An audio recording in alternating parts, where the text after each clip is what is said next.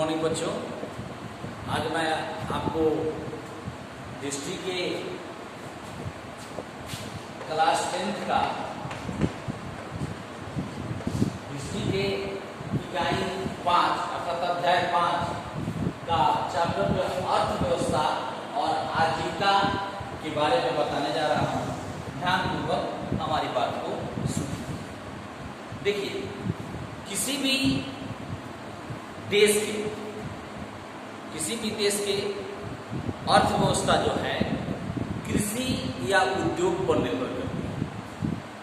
जैसे भारत भी एक कृषि प्रधान देश है, हमारे देश की अर्थव्यवस्था कृषि पर आधारित है और उद्योग पर भी आधारित है। उसी तरह से प्राचीन काल में भी अर्थव्यवस्थाएं कृषि पर आधारित होती थी। आजीविका अर्जन के लिए बस यही दो प्रधान है, या तो कृषि या आजकल अधिकतर उद्योग का ही बढ़ावा मिला है। कृषि का स्तर लगातार गिरता जा रहा है। कृषि से जो आय की प्राप्ति होती है यह लगातार गिरता जा रहा है। देखिए, प्राचीन काल की मैं बात कर रहा हूँ, 18वीं शताब्दी, इस समय आधुनिक युग की शुरुआत हुई थी। उस समय जो औद्योगिकरण की प्रक्रिया शुरू हुई, इससे उद्योग के क्षेत्र में बढ़ावा मिलने लगा। उद्योग ज्यादातर स्थापित होने लगे और अर्थव्यवस्था में कृषि का योगदान लगातार कम होने लगा। अब देखिए, यह जो औद्योगिकरण है यह क्या कहलाता है, इसके बारे में बता रहा हूं। औद्योगिकरण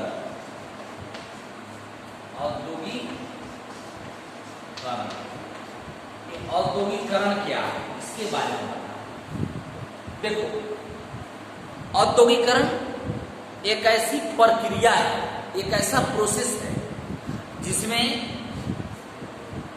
हाथों के बजाय, हाथ से जो काम किए जाते हैं, हाथों के बजाय मशीनों से उत्पादन किया जाता है। वस्तुओं का उत्पादन मशीनों से किया जाता है और घरेलू उत्पादन पद्धति का स्थान कारखाना पद्धति ले लेता है। इसे हम औद्योगिकरण कहते हैं या इंडस्ट्रियलाइजेशन कहते हैं। अर्थात औद्योगिकरण वह प्रक्रिया है जिसमें वस्तुओं का उत्पादन हाथों के बजाय मशीनों से किया जाता है और घरेलू उत्पादन पद्धति का स्थान कारखाना पद्धति ले लेता है। अब देखिए, मैं अब समझाया आपको औद्योगिकरण क्या कहलाता है, इसकी प्रक्रिया शुरू हुई, इसके बारे में भी चर्चा करेंगे। फिलहाल आपको बताने जा रहे हैं 1750 तक यह औद्योगिकरण का परिभाषा बताया। 1750 तक ब्रिटेन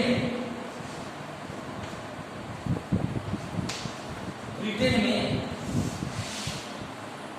अर्थात इंग्लैंड की अर्थव्यवस्था भी कृषि पर ही आधारित थी। वहां की 80% जनता गांवों में रहती थी और कृषि कार्य करती थी, लेकिन उद्योग वहां पर भी चलते थे। लेकिन सब उद्योग लघु उद्योग थे। ग्रामीण स्तर पर लोग उद्योग चलाते थे, हाथों से काम करते थे, घर पर काम होता था। आप जानते हो कि उस समय 1750 तक विश्व के कई देशों को इंग्लैंड गुलाम बना चुका था। वह अपने अपने उपनिवेशों में वस्तुओं को अपने देश से भेजते थे, लेकिन यहाँ जो उत्पादन होता था इंग्लैंड के गांवों में, वहाँ हाथों से ही काम किया जाता था। बड़े बड़े व्यापारी एक और प्रथा का विकास किया था, इस प्रथा को गिल्ड प्रथा कहा जाता है। गिल्ड प्रथा, यह गिल्ड प्रथा क्या थी?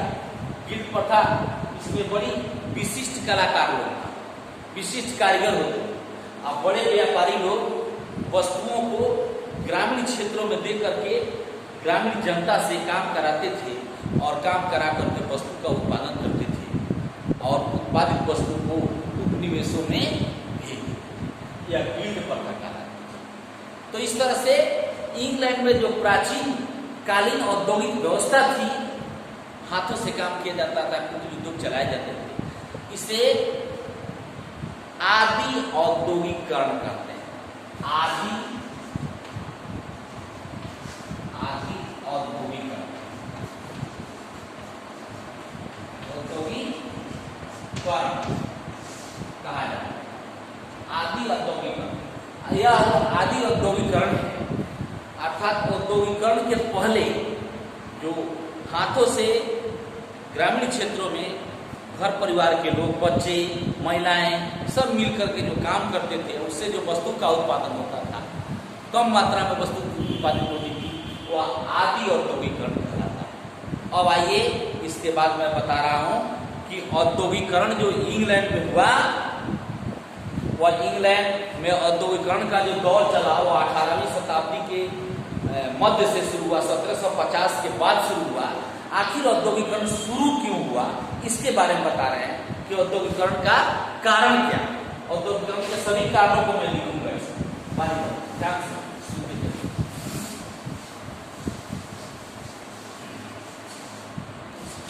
औद्योगिकरण का कारण, पहला कारण है औद्योगिकरण का, आपको है आवश्यकता आविष्कार की जननी है। आवश्यकता आविष्कार की जननी, एक नंबर पॉइंट है। मनुष्य को जब आवश्यकता पड़ती है तो वह नई वस्तुओं को ईजाद कर लेता है। आपने सुना होगा हमारे पूर्वज पहले कच्चा मांस खाते थे, जंगलों में रहते थे, जानवरों के खाल को अपने शरीर पर लपेटते थे, आपको वृक्ष के छालों को अपने शरीर पर लपेटते थे, पत्तों से अपने तन को ढकते थे। लेकिन जब उन्हें आवश्यकता महसूस हुई तो उन्होंने आग का आविष्कार कर दिया। ठीक वैसे ही लोगों को जब बड़े पैमाने पर आवश्यकता महसूस हुई, 6 सूत काटने वाला व्यक्ति, 6 व्यक्ति सूत काटता था, एक बुनकर इन 6 आदमी के काटे हुए सूत को अकेले कपड़ा बिन देता था, उसके बाद भी कुछ समय बैठा रहा। तब उन्हें आवश्यकता हुई कि नहीं, ऐसी मशीन की खोज किया जाए जिससे ज्यादा से ज्यादा सूत काटा सके। अतः यह आवश्यकता ने नए आविष्कार के लिए लोगों को मजबूर किया। समझ रहे हैं? आवश्यकता आविष्कार की जननी है, मैंने लिख दिया। अब देखिए दूसरा निर्देश दे रहा है कि इसी आवश्यकता ने नए नए मशीनों का आविष्कार किया।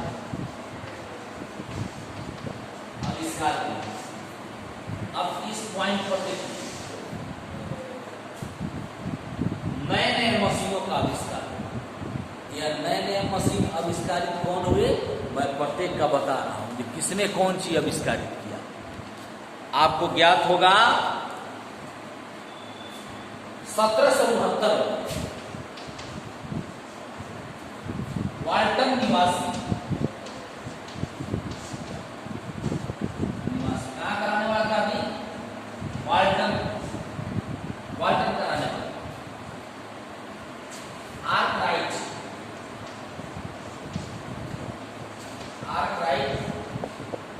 ने स्पेनिंग फ्रेम बनाया। स्पेनिंग फ्रेम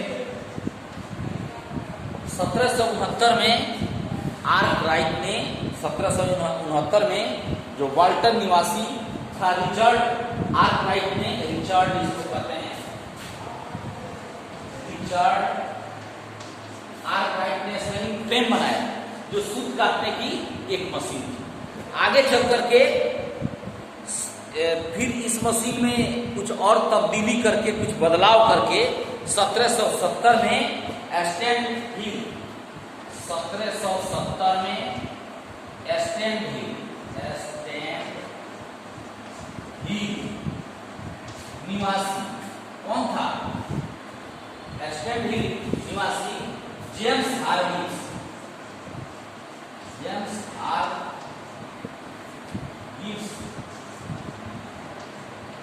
ने स्पेनिंग जेनी बनाई। Spinning jenny.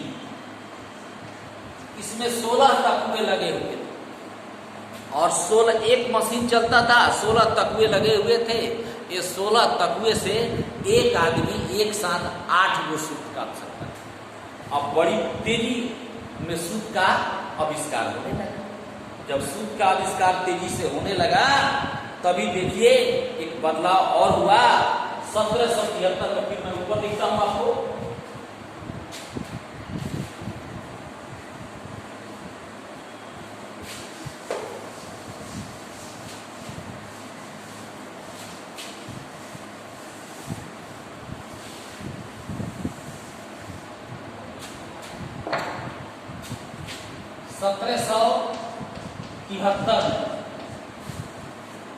सत्रह सौ तिहत्तर में लंकाशायर का रहने वाला जॉन के था। लंकाशायर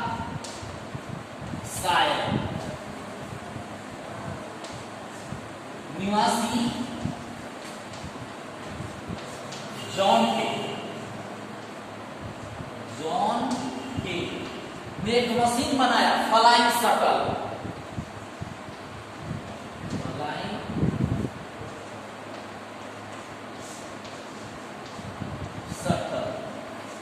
फ्लाइंग शटल नाम का एक मशीन बनाया जो बहुत तेजी से कपड़ा बुनने का काम करता। अब देखिए तेजी से सूत काटने की मशीन का आविष्कार हो गया, तेजी से कपड़ा तैयार करने वाली फ्लाइंग शटल जो जॉनके ने बनाया 1773 में। अब देखिए यह बड़ी तेजी पैमाने पर काम शुरू हो गया। तब तक जो है 1775 का बात है, 1785 में एक था जिसका नाम था सैमुअल क्राफ्टन।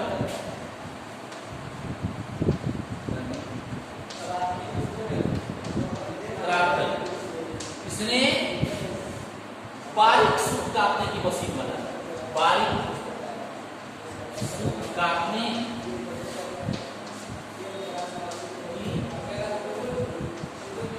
मशीन बनाया। अब देखिए अब बारीक सूत तैयार किया जाने लगा। तक बारीक सूत तैयार करने का मतलब था कि कपड़ा जो है महीन महीन एकदम पतला पतला कपड़ा तैयार होने लगा, बड़ी तेजी से काम होने लगा। फिर धीरे धीरे आगे चल करके 1820 में छपाई की मशीन विकसित की गई, छपाई वाली मशीन। अब कपड़े की छपाई भी होने लगी तेजी से। फिर आपने सुना होगा कि 1769 में ही 1769 में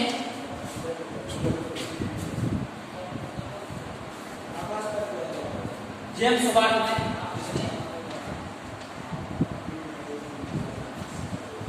वाट ने वास्प मशीन का आविष्कार कर दिया, वास्प इंजन का आविष्कार किया। इस तरह से वास्प इंजन से सभी मशीनें चलने लगी और बड़ी तेजी से इंग्लैंड में वस्तुओं का उत्पादन होने लगा। खानों में काम करने वाले 1815 में हेनरी डेवी ने खानों में काम करने के लिए सेफ्टी लैंप बनाया। अब इस तरह से तेजी से मशीनों का विकास हुआ जिससे औद्योगिकरण की प्रक्रिया काफी तीव्र हो। ये 2 कारणों को मैंने आपके सामने बताया। अब तीसरा कारण बताने जा रहा हूं, ध्यानपूर्वक सुनिए।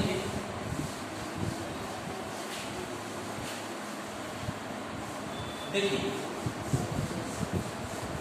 यह औद्योगिकरण की प्रक्रिया जो आगे बढ़ी, इसमें इंग्लैंड की नीति का भी बहुत बड़ा योगदान है।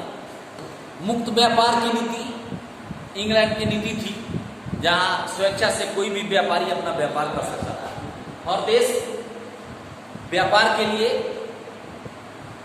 अपने अपने व्यापारियों को प्रोत्साहित करता है। इस तरह से वहां के इंग्लैंड के राजा ने भी व्यापारियों के लिए, महारानी ने व्यापारियों को प्रोत्साहित किया। अब आपको इसका दूसरा कारण बता रहा हूं कि दूसरा कारण क्या था। और दूसरा कारण था इंग्लैंड में तीसरा कारण लोहे और कोयले की प्रचुरता। इंग्लैंड में लोहा और कोयला प्रचुर मात्रा में उपलब्ध था पहले से। लोहा से ही कोई मशीन बनती है, कोई मशीन लकड़ी की नहीं बनती है, लोहा की ही बनती है। इसलिए सारे उद्योगों की आधारशिला लौह इस्पात उद्योग को कहा जाता है। सभी उद्योग उसी पर टिका हुआ आधारभूत उद्योग है। तो इस तरह से लौह इस्पात उद्योग वहां अधिक मात्रा में लौह उत्पादित होने के कारण लौह इस्पात उद्योग स्थापित हुआ। लोहे की मशीनें बनने लगी और उस मशीन को चलाने के लिए वहां पर्याप्त मात्रा में ईंधन के रूप में कोयला की। तो इन दोनों लोहे और कोयले की प्रचुरता ने भी औद्योगिकरण की प्रक्रिया को तीव्र गति से आगे बढ़ाया। अब इसके बाद फैक्ट्री प्रणाली की शुरुआत हो गई चौथा में।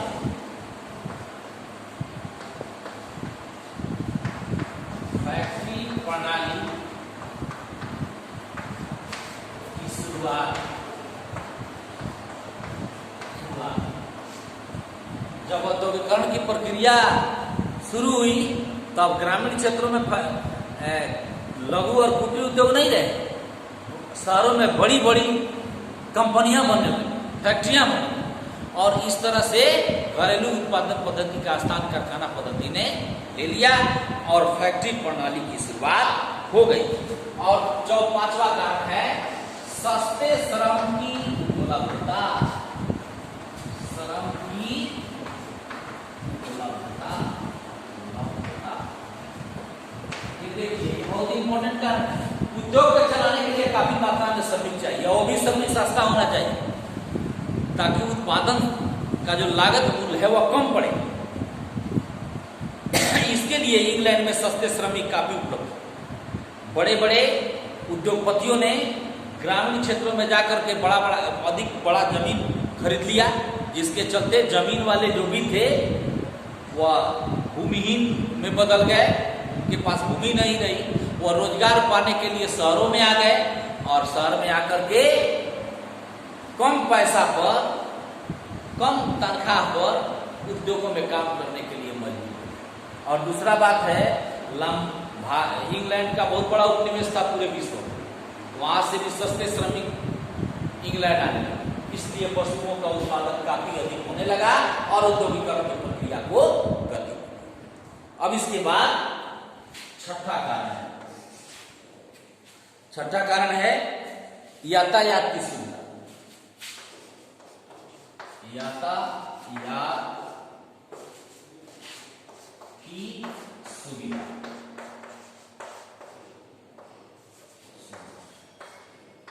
आपको ज्ञात होना चाहिए कि इंग्लैंड में जल परिवहन उस समय शुरू हो चुका। बड़ी बड़ी तेज गति से चलने वाली नौकाएं विकसित हो चुकी थी, जहाज बन चुके थे और यातायात के साधन विकसित होने के कारण बड़ी मात्रा में वस्तुओं का व्यापार होने लगा विदेशों में। कच्चा माल आने लगा और तैयार माल जाने लगा। सस्ता परिवहन के रूप में जल परिवहन उपलब्ध था। यह भी एक बहुत बड़ा कारण है औद्योगिकरण की प्रक्रिया को बढ़ावा देने के लिए। और अंत में लिखा है सातवां में विशाल औपनिवेशिक स्थिति।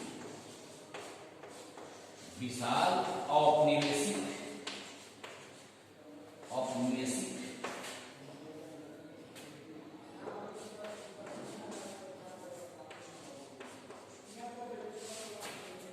स्थिति। देखिए इंग्लैंड का बहुत बड़ा उपनिवेश था पूरे विश्व में। इंग्लैंड का उपनिवेश पूरे विश्व में था। ऑस्ट्रेलिया में था, एशिया में था, अमेरिका में था, दक्षिण अमेरिका में था। संसार का ऐसा कोई देश बाकी नहीं था जहां अंग्रेज नहीं पहुंचे थे, वहां अपना उपनिवेश स्थापित कर दिया। अब विशाल औपनिवेशिक स्थिति के कारण बड़ी मात्रा में वहां से कच्चा माल आता था और तैयार माल को बिकने के लिए बाजार उपलब्ध था। इसलिए कच्चे माल की आपूर्ति और तैयार माल के लिए बाजार उपलब्ध था, जिसके चलते औद्योगिकरण की प्रक्रिया तीव्र गति से आगे बढ़ी। अब मैं बाकी इस औद्योगिकरण का परिणाम क्या होगा इसके बारे में हम अगले वीडियो में आपको बताएंगे। लाल क्या बतावे सर?